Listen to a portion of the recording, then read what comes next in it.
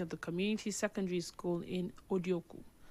Uchechi told correspondent Ifunanya Obene Ndukwe that after the video went viral on social media, the chairman visited her home on Sunday, accusing her of trying to damage his reputation. She says both she and her mother were injured during the encounter. According to her, neighbors had to step in to prevent the situation from getting worse. Take a listen.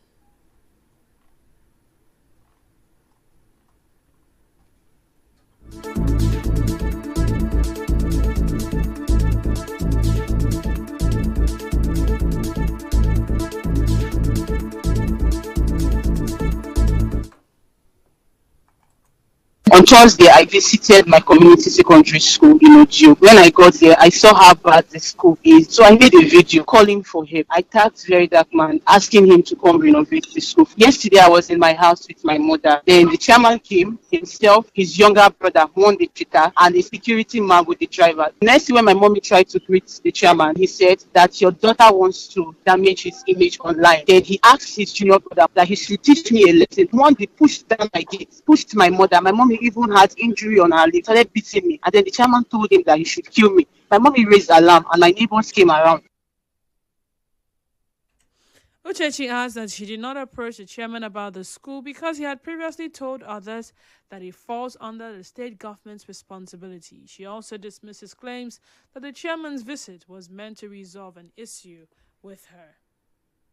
The next thing I heard from the chairman was that even if I should die, that nothing will happen to him. So that he never came to my house to come and resolve anything. That's a whole lie. And I also have a screenshot where one of the media aides sent to me that the chairman instructed them that anybody that did not put up that post online, that he's going to sack all the media aides, that they should say that I fell down while they were having a conversation with me. The reason why I did not go straight to the chairman, when I got to the school, the principal said that they've approached the chairman, and several times he said he's a federal project. So I did not even bother tagging him again. I went on tagging Very Dark Man. Meanwhile, the Aoda West local government is denying the allegations made by Ogadimma Mini Uchechi, describing them as false and misleading. In a statement issued by his chief press secretary, Denise, the chairman affirms that his visit to Uchechi's residence was peaceful and that he did not lead anyone to assault, intimidate, or harass her. Reacting to the incident, Port Harcourt-based human rights lawyer Chitam Wala condemned the alleged actions of the Aoda West chairman, calling it a serious disappointment from a public leader. Wala emphasizes that public office holders should be open to criticism and warns that the episode highlights how women in Aoda are now vulnerable to intimidation. He urges security agencies to step in and ensure that justice is upheld. We cannot continue to have leaders who would react to criticism by going violent and through thuggery. The people are bound to criticize your actions and failures. If you're not ready to deal with those criticisms, then you shouldn't actually pick up a public office. You should tender a resignation. And I condemn in totality the use of talks by the Ahoda West chairman, Eugene, against this lady. He exposes himself as a woman beater. The women within the local government are not safe. And at anybody who criticizes him, whether man, woman, he comes after them and beats them up. This is unacceptable. The Commissioner of Police must, at this point, take practical steps to make sure that this local government chairman is arrested and prosecuted. People must realize that they hold these offices they hold in trust for the people, and that the people are not their servants, rather they serve the people. Let's go to Abuja, where the National Police Council has confirmed Olatunji Disu as the substantive Inspector General of Police. His name will now be sent to the Senate for screening.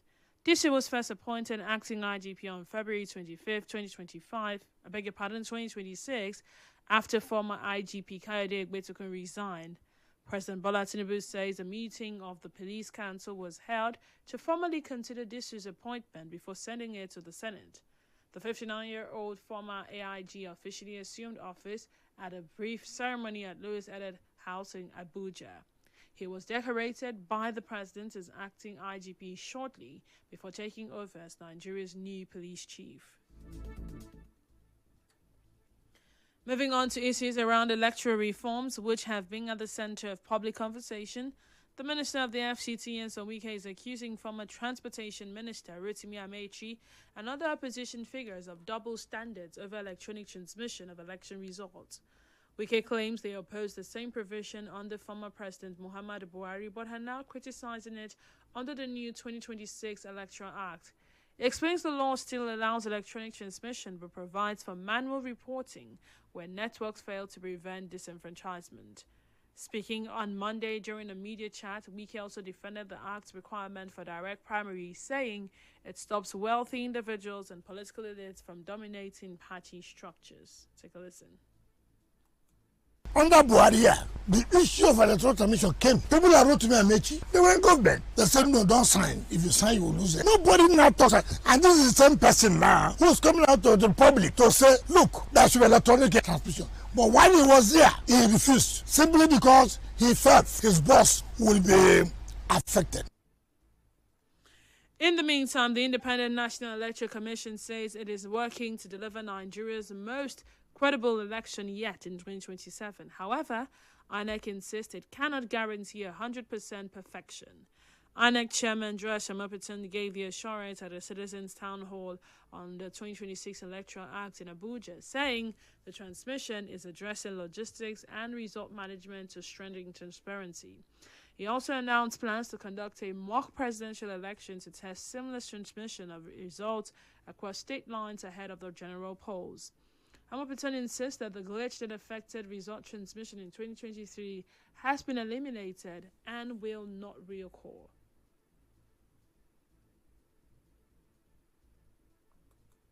That what Nigerians desire is a perfect election. And INEC will strive as much as possible to give this country the best election. However, we may not be able to achieve 100% perfect election for now. But as far as electronic transmission of results is concerned, we have the capacity to transmit the results. The only concern was real time. When you say it is real time, as soon as it is done, it must be received. INEC has already scheduled the presidential and National Assembly elections for January 16, 2027, and the governorship and state assembly polls for February 6, 2027. Meanwhile, stakeholders continue to express concern over the Electoral Act reforms and its potential impact on Nigeria's democracy.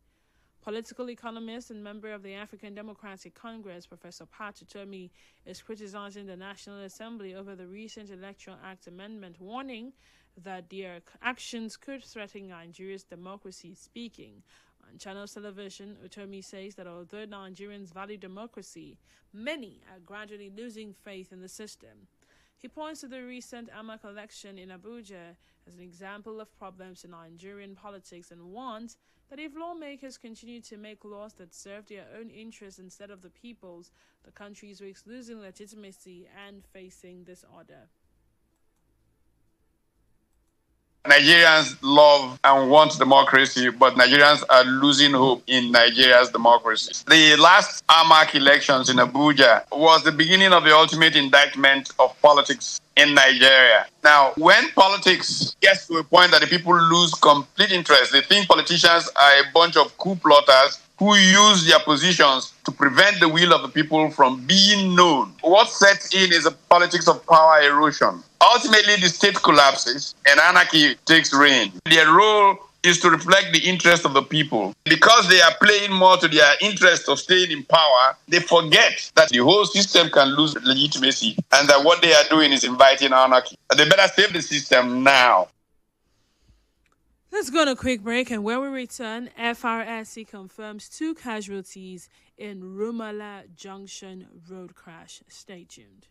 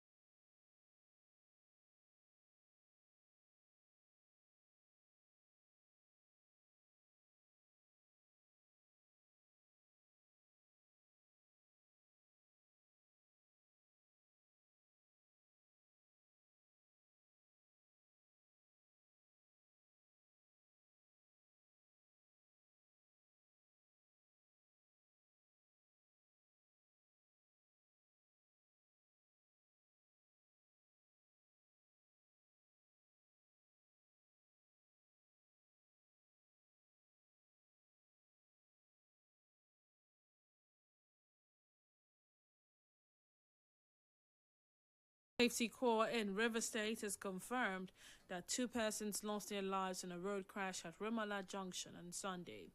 The sector commander of the FRSC in the state, Umar Yang, who confirmed the incident in an interview with correspondent Emeka Atuka, says one of the victims was hit by an oncoming vehicle during the crash. Yang explains that the victims were later evacuated by the police officers and taken to the mortuary. He adds the preliminary findings reveal that one of the vehicles involved rammed into another from behind while both were in motion. We are aware our men went there, but before we arrived, police have done the rescue, evacuated the dead persons to the mortuary. Our men were there. We are told 2 persons were confirmed dead. Actually, none of them died as per that initial crash. That is like one of them went come out to come and pick something, to take his papers and his charger, and the process of coming back to the room, he didn't look. This other person came and picking.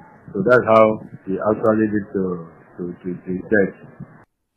The FRSC sector commander also cautioned motorists against excessive speeding, stressing that most road crashes are avoidable if drivers comply with traffic regulations and exercise caution on the roads. My advice to our people, there is no need for this excessive speed. You don't have the greatest speed most times. 18, 19, depending on the environment. The environment should determine your thing. I look at that room, that sharp bend. You will not be cautious of it. And people that bring the time in the night, they are drinking. When you tell somebody, now don't drink, you say, what is this man talking? So please, I am appealing. I've been appealing. And I want to thank Info Nigeria for always giving us the opportunity to treat our people. All these lives that we are wasting on the road is avoidable. If we can obey simple rules, observe those things that need to be observed. Guys are getting things that we're not supposed to do. If you are going to the club and you are coming, not that you are drunk, please don't enter steering. The spokesperson for the River State Police Command, Grace Eringe Koko, has not yet commented on the incident. Away from that, the Mayawada and Rumu Mayawada communities of Obogoro Town in Obiakpo local government area have held a peace and reconciliatory ceremony, signaling a new beginning for mutual coexistence and collaboration. Eze Vincent Boko Amadi, who spoke on behalf of the paramount ruler of Rumumanya Wada community, Eze Kemka Seri, explains that both communities, despite both ties, have been in enmity for over 70 years. He urges the public to refrain from doing evil in the face of provocation.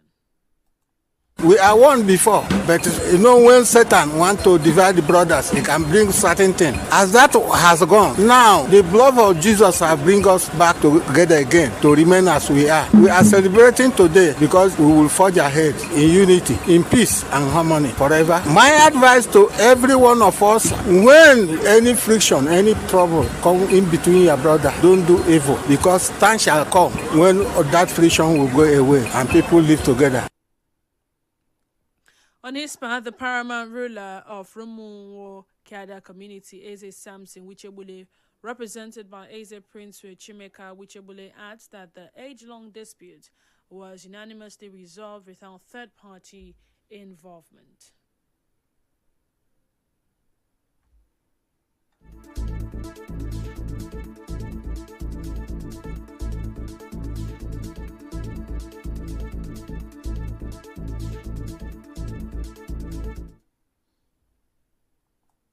These 2 prominent rulers that are presently living, that's Kenka Asuru and Chief Eze Samson Hunda Wichebule and Chief Monde Chuku from all our Wada's family, all agreed to resolve all the previous rancors, and they now keep it that today is going to be a unique day to tell the world that the crisis between all these brothers have been meaningfully reconciled. The ideological setting of this unique reconciliation is to foster the key highlights of the event organized by Elder Loki Ihunda and Dr. Solomon Wichebule. In other news, the political leader of Ward 1 in Emoha local government area, Goodluck George Ndala, is congratulating Barrister Ewele on his appointment as Chief of Staff at Government House, Port Harcourt, by River State Governor Simeleye Fubara. Speaking with our correspondent, Ndala describes the appointment as well-deserved, citing Ewele's competence, administrative experience, and legal expertise. He says the governor's decision reflects confidence in Ewule's capacity to provide strategic leadership and ensure smooth coordination of government house activities. And Dola describes the appointment as a round peg in a round hole and expresses optimism that Ewule would contribute meaningfully to governance and development in River State. Barrister Sonny Ewule possesses the professionalism and administrative strength required to effectively coordinate the affairs of government house and support the vision of the governor for the progress and development of Rivers State. On behalf of the good people of Ward 1 and entire Obakari clan in Namwala government area, we thank the governor of Rivers State for this appointment and wish him wisdom and success in his new role. In business, the federal government has started implementing Executive Order 9 of 2026, which mandates a direct payment of all revenues into the Federation Account Allocation Committee.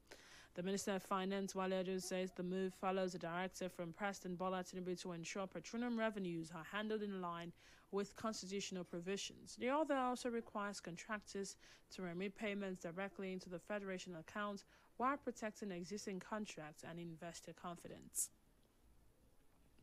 And on the international scene, the UK has agreed to the US request to use British military bases for defensive strikes on Iranian missile sites. According to Prime Minister Keir Starmer, he emphasized that the UK learned from the mistakes of Iraq and is not taking part in offensive actions or initial strikes. The US is expected to use Ralph Fairford in Gloucestershire and Diego Garcia in the Indian Ocean for operation. The announcement came hours before a drone strike hit RAF Okwatri in Cyprus, causing minimal damage and no casualties. Starmer says the decision supports collective self-defense, targets Iranian missiles at source, and complies with international law.